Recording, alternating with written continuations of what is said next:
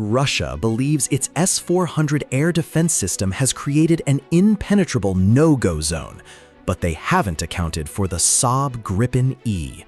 While stealth aircraft hide from radar, the Gripen weaponizes the electromagnetic spectrum to dismantle it entirely. Its open architecture software evolves faster than Russian signal processing can adapt, turning NATO's digital agility into a lethal anti-access killer. You don't need a stealth fighter to disappear from the world's most advanced radar networks. The Gripen E is proving that algorithmic dominance is more dangerous than a low observable airframe. By using a unique internal electronic warfare suite to outsmart the S-400's integrated net, this Swedish powerhouse provides NATO a sovereign, data-driven solution to shatter Russia's sophisticated defensive bubbles. In the invisible war for the skies, the Gripen E is NATO's ultimate disruptor against the Kremlin's iron wall.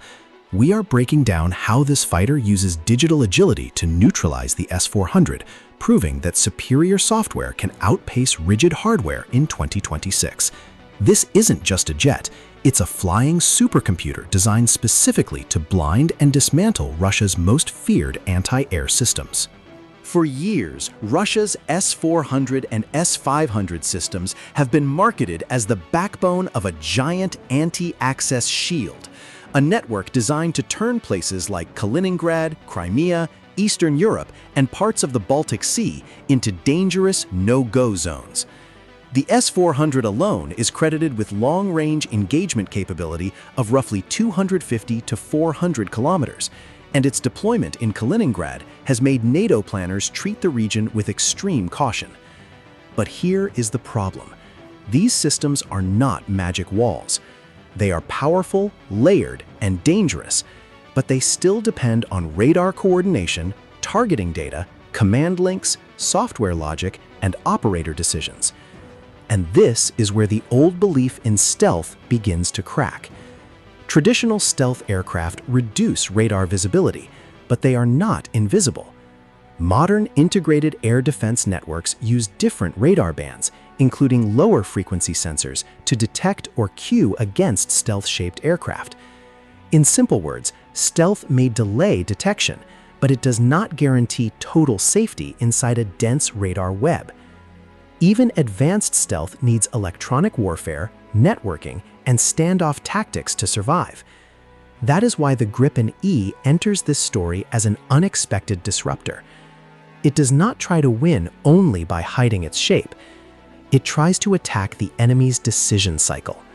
With advanced electronic warfare, AESA technology, sensor fusion, and software-focused avionics, the Gripen E is built to confuse, disrupt, and out-adapt hostile radar systems. Its real danger is not that it simply avoids Russian radar. It challenges the radar system's brain, forcing the battery to question what it sees, when to lock, and whether the target is even real. The Gripen E's real strength is not only its engine, radar, or weapons, it is its software architecture. Saab designed the aircraft with a split avionics system, separating flight-critical code from mission-critical software. In simple words, the jet can receive new tactical updates, sensor logic, electronic warfare improvements, and mission tools without disturbing the core systems that keep the aircraft flying safely. Saab says this separation allows Gripen E to adapt faster to new operational needs and avoid the slow, expensive upgrade cycles that burden many older fighter fleets. This matters because modern air combat is no longer only about who fires first. It is about who understands the electromagnetic battlefield first. Gripen E's Arexis electronic warfare suite is built to detect, classify, analyze, and react to hostile signals across a wide spectrum. Saab describes Arexis as a system that uses high instantaneous bandwidth, interferometry, triangulation, and AI-supported processing to detect agile radar emitters, the kind that change frequency or pulse patterns to avoid being tracked. That is where Gripen E becomes dangerous to Russian radar systems. Traditional air defense networks depend on radars emitting energy, reading reflections, and feeding targeting data back into the command chain. But Gripen E is designed to listen, learn, and update faster. It does not need to blindly charge into a missile envelope. It can study the signal, expose the pattern, confuse the tracking logic, and help NATO forces attack the system's decision-making process, not just the radar antenna. So while Russian integrated defense nets are built around layered sensors and missile batteries, Gripen E is built around adaptation. The difference is simple. One side tries to control the sky with fixed radar zones. The other tries to rewrite the fight in real time. And in a war where every signal can become a target, that software advantage may be more dangerous than stealth itself. Gripen E's most dangerous weapon is not always a missile. Sometimes it is a signal. In a dense radar battlefield, the jet's Arexis electronic warfare system can use high-power GaN-AESA technology, ultra-wideband receivers, and DRFM-based techniques to detect, deceive, and disrupt enemy radar behavior. This is where the digital ghost effect begins. Instead of only hiding from Russian radar, Gripen E can help create confusion inside the radar picture. False returns, distorted tracking data, and electronic noise that forces operators to question what is real and what is not. Saab describes Arexis as built for both defensive and offensive electronic warfare, including support and escort jamming against modern anti-stealth radars. But the real breakthrough is speed. Modern Russian radar systems are not static. They can shift waveforms, change frequencies, and try to hide their emissions inside a crowded signal environment. Gripen E answers this with a wideband digital electronic warfare system that can digitize signals quickly and use AI-based processing to identify unusual radar behavior. According to EDR Magazine's reporting on Gripen E's Arexis suite, AI helps move identification beyond simple radar parameters and into behavior-based analysis, because modern threats are trying to hide, not just broadcast clearly. That gives NATO something more valuable than one-time stealth, an electronic edge that can evolve. The S-400 may be physically powerful, but its hardware cannot be rebuilt overnight. Gripen E's advantage is that its electronic warfare logic, mission data, and threat libraries can be updated faster than a missile battery can be redesigned. So while Russian air defense depends on controlling the radar picture, Gripen E is built to corrupt that picture, study it, and adapt before the next shot is fired. This is the quiet danger of the Gripen E. It does not need to look like the biggest fighter in the sky. It needs to become the most confusing target in the enemy's system, a digital ghost that appears, disappears, multiplies, and forces Russian radar crews to fight against their own uncertainty. In modern air warfare, control over data can be just as important as control over weapons. A fighter is only as dangerous as the information inside it. Radar signatures, threat libraries, electronic warfare profiles, mission software, and targeting logic. This is why Gripen E's open and adaptable architecture matters. Saab says Gripen E separates mission system functionality from flight-critical software, allowing users to adapt mission applications and grow capability without disturbing the core flying system. In a NATO crisis, that means a partner nation is not forced to wait years for every tactical update. It can learn from day one, update for day two, and keep adapting as the threat changes. This becomes even more powerful when Gripen E is connected to the wider NATO battlespace. Saab describes Gripen E as using silent networking, total sensor fusion across a tactical air unit, real-time analysis, and shared battlefield information. The aircraft also supports common communication systems and networked data links, making it suitable for allied joint operations in the air, on land, and at sea. So the Gripen E is not just another fighter entering the formation, it becomes a force multiplier. One Gripen can stay passive, collect signals through radar, IRST, and electronic warfare sensors, fuse that information, and share targeting data with other NATO assets.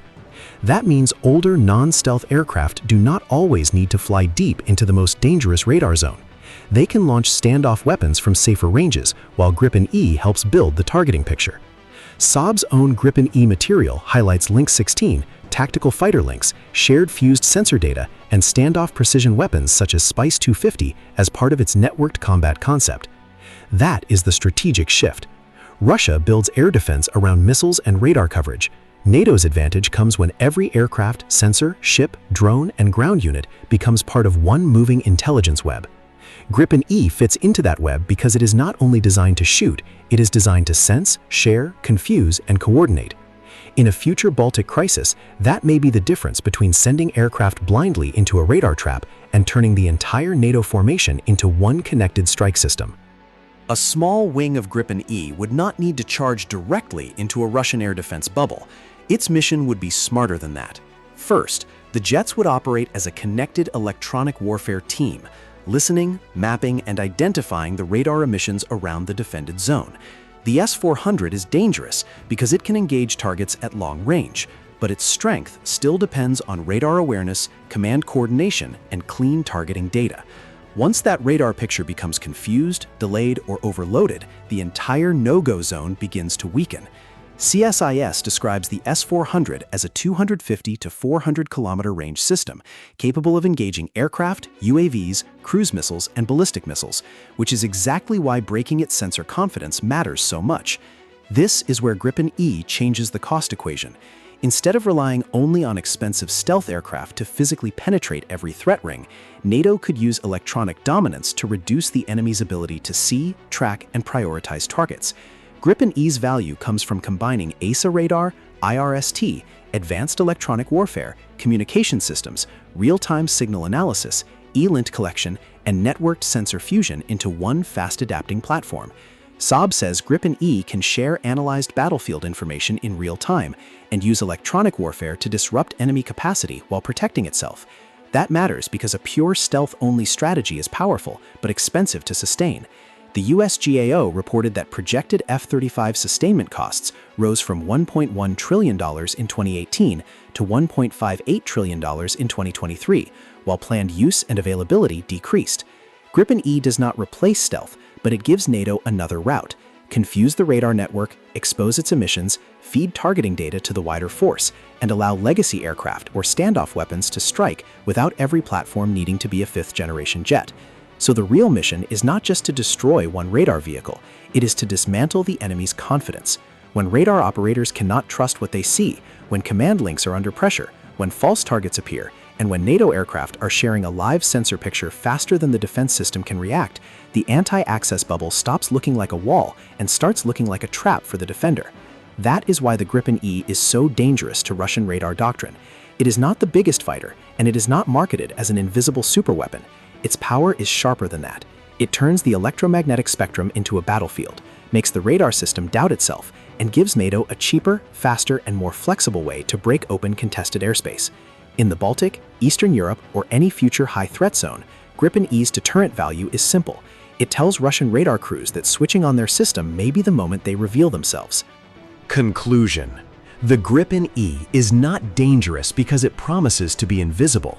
It is dangerous because it attacks the one thing every modern air defense system depends on: trust in its own radar picture.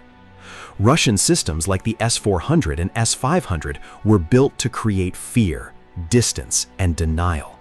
They were designed to make NATO aircraft think twice before entering contested airspace. But Gripen E changes the equation. It does not only fight with speed, missiles, or stealth. It fights with software, electronic warfare, sensor fusion, and real-time adaptation. In the battle space of today, the aircraft that wins is not always the one that is hardest to see. Sometimes it is the one that makes the enemy see too much: false signals, broken tracks, confusing targets, and a radar screen that no longer tells the full truth. That is why Gripen E matters for NATO. It gives smaller air forces a way to challenge bigger radar networks.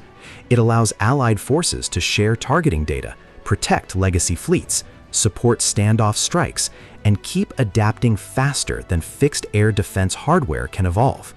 So the real warning to Russian radar crews is simple: the moment they switch on their system, they may no longer be hunting the Gripen E. The Gripen E may already be hunting them. And that is why Sweden's fighter is becoming one of NATO's most dangerous tools against Russian radar power.